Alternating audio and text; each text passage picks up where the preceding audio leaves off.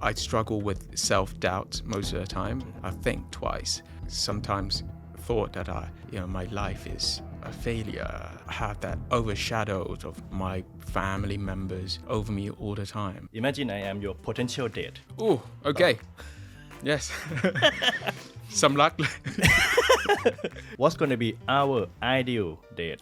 My usual conversation wouldn't be as surface. We get to go on a much deeper conversation. Maybe that's why I'm very much unlucky most of the time with dates. Most of the time I ask them what they like, but the answer I usually get is anything, anywhere, you pick. And then when I suggested certain places, they go, I had it last week. Oh no, I don't eat beef. Yeah, so now I have family members all around Thailand. Chainan. Yes, correct. If you search on social medias on certain TikTok sites, you find so many Min Chainan as my family members.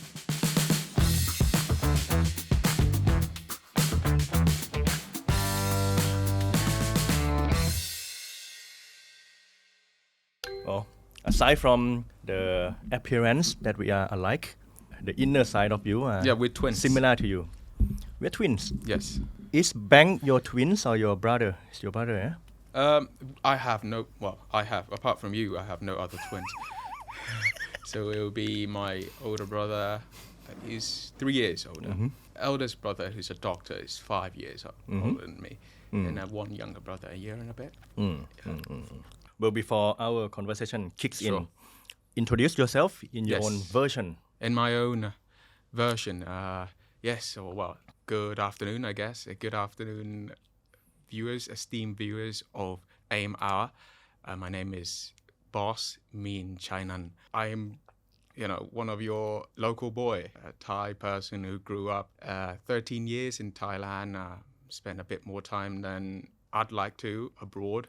Now I'm back. Yes. Welcome back. Thank you. The first time I saw you, it's like, am I looking at the mirror? Yeah, I mean, you better clean it up sometimes. Okay, back to where we were. How are you today, though? I'm doing fantastically well. Waking up every morning. I'm that kind of person who feels the positive energy, every time I breathe in some air and I feel like, it's a great day. Air here, isn't it?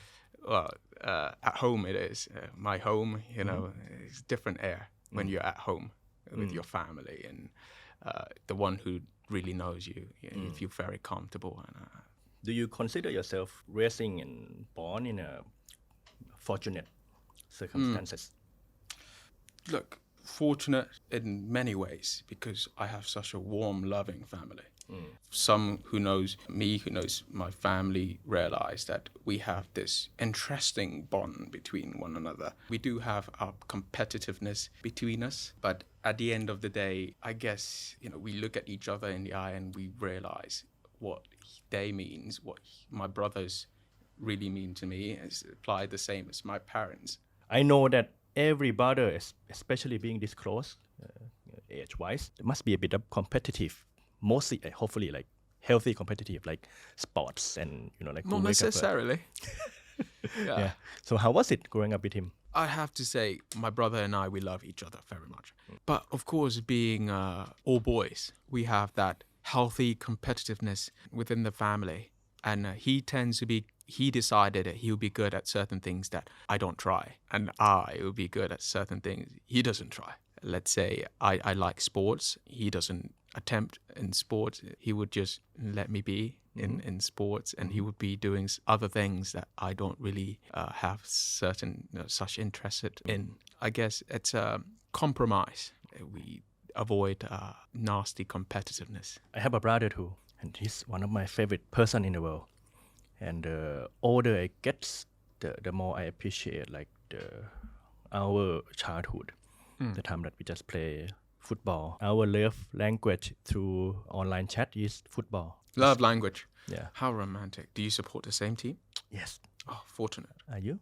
I chose not to support any team to avoid conflicts. In terms of, if he support a team, he secretly support Arsenal. Him? Yeah. My brother and the youngest one secretly support Chelsea.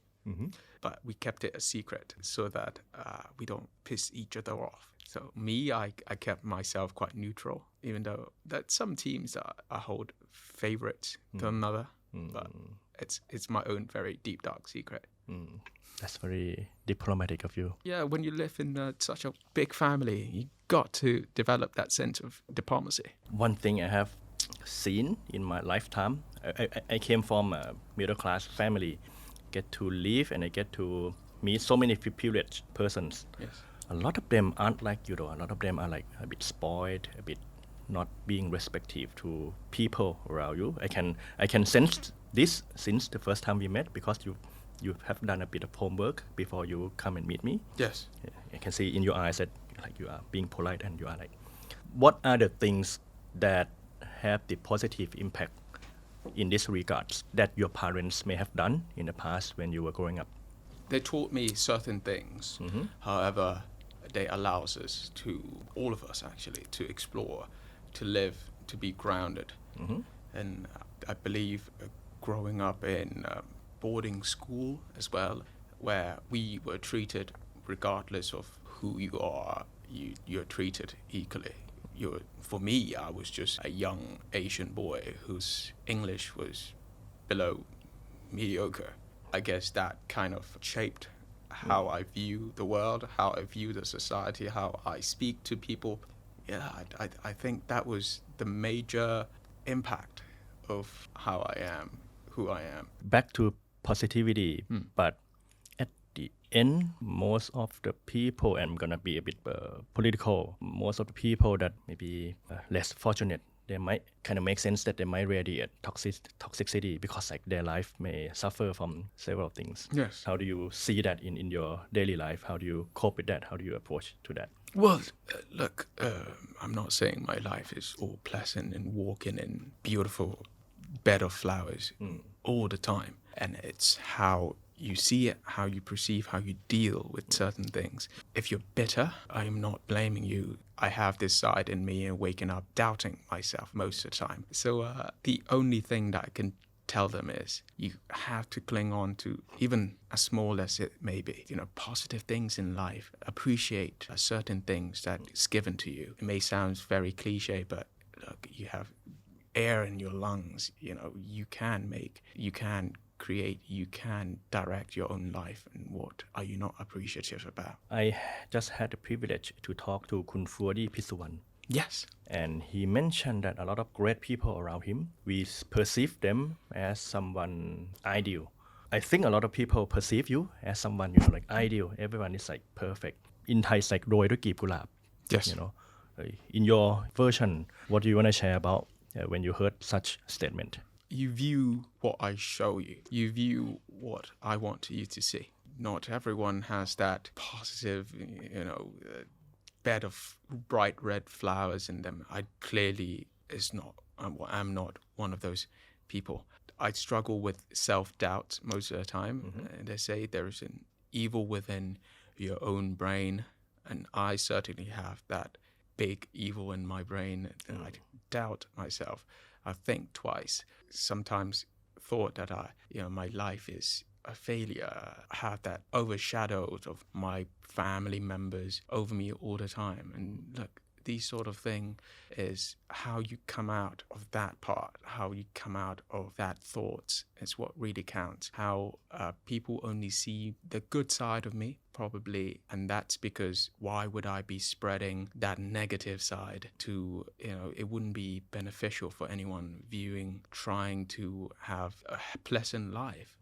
So that's where they see, that's what I wanted them to see.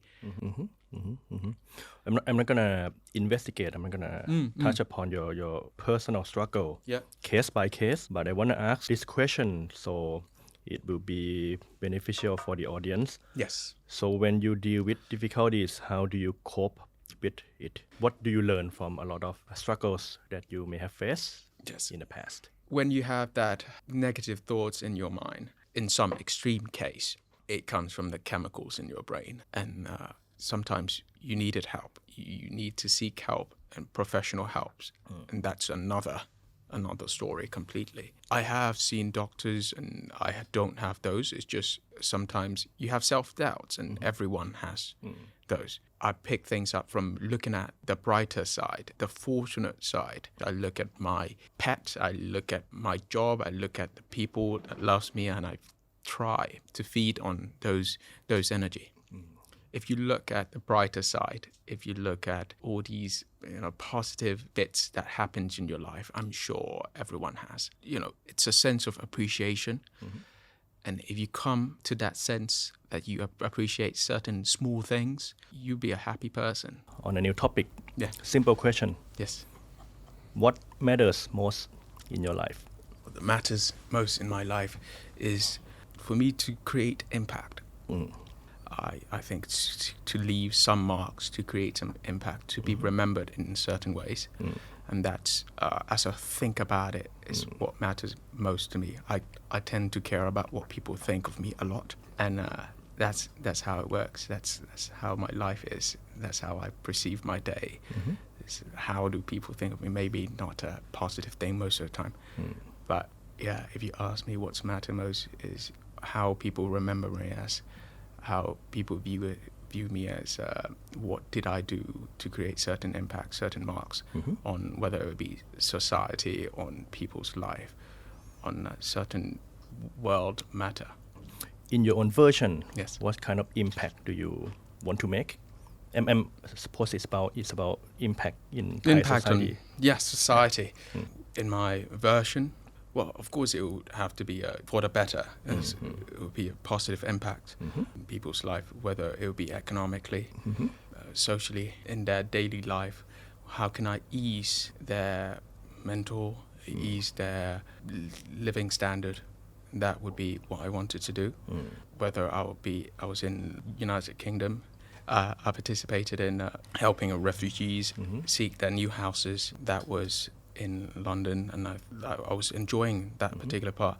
Of course, there's some certain detailed information. I wouldn't share it to you how gruesome it was, how much of a struggle that person when you moved houses without anything, with just your family, trying to blend in a new culture, blending into everything, languages, society, community. And I guess these are bits that I can most proud of and I can contribute. In Thailand at the moment, maybe the opportunity hasn't risen for me to do so, but my doors are open. I always actively seek for those moments. Actually, I wanted to know more about your lighter side. Imagine I am your potential date. Oh, okay. Yes. Some luck. Dating. I was asking you to Romantic take me. dating. Yeah, okay. With me, I mean, if you feel romantic, then I can stop. I hope I didn't piss off your wife and kids anyhow. I don't have any. You don't have. Welcome to my life. Maybe try to wake up a bit earlier. Maybe that's Find the out problem. the love of your life in the morning. Oh, I'll try. Maybe that's the problem. Give it a try. A couple weeks. Yeah, If it couple didn't weeks. work, text me. Mostly when I wake up early, they are monks though. No. Those who bless the monk, those who wake up early, I don't really know the exact words where they give food and drinks to the monk. Maybe those are your way to go. Maybe. Those, well, at least they see positive things in life already. You'll be surrounded by positivity. They'll be moral. I guess that's a good start. That's a place to be. Double blessing. You're walking around. Yeah, that's maybe the missing part of my life.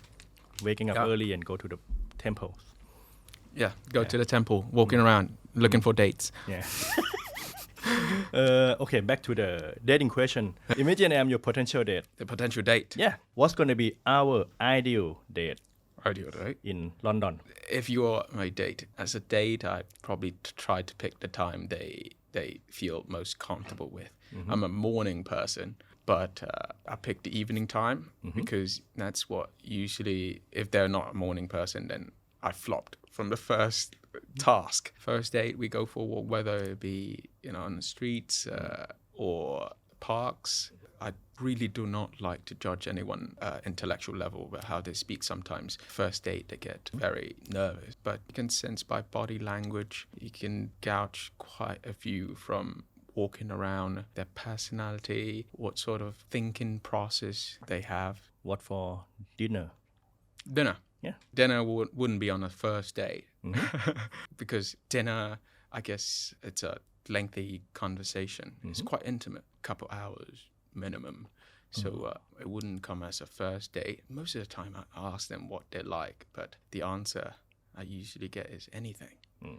Anything, anywhere, you pick. That's the hardest thing for you. That's probably one of the worst answer. And then when I suggested certain places, they go, I had it last week. Oh no, I don't eat beef. Yeah, so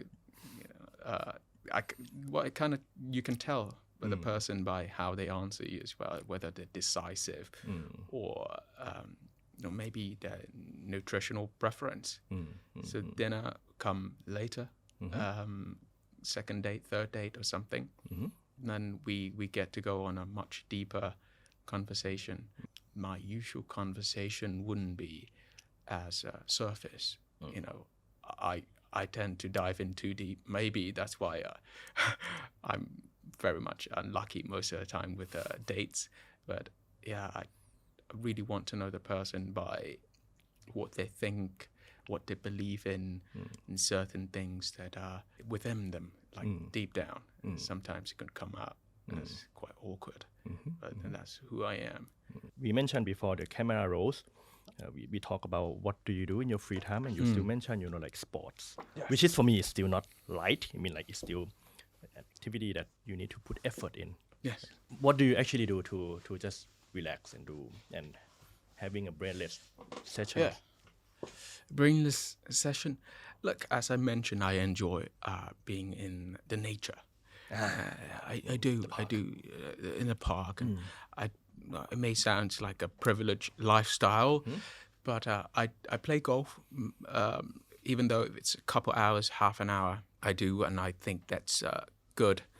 Out of the busy city life, take myself to a new environment, to a new sphere of birds and sometimes a crocodile, and to see the nature at its finest. I had the privilege of being in Borneo Island, where playing golf and walking around alongside monkeys. I had this egg fried rice in my hand, put it down, hit golf shots, impressed with my golf shots, and I look back, my egg fried rice is gone.